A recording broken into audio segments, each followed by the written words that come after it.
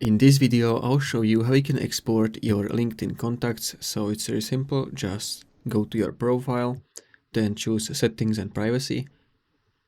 And from here, choose data privacy. And here you need to go to this get a copy of your data. So click on this.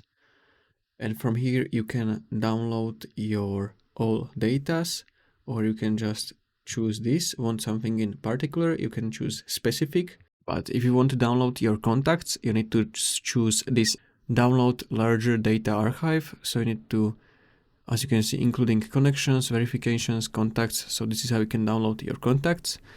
So click on request archive and your download will be ready in about 24 hours.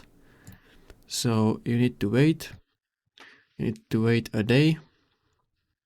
And then you are going to be able to download your contacts. So if you found this helpful, consider subscribing for more tutorials.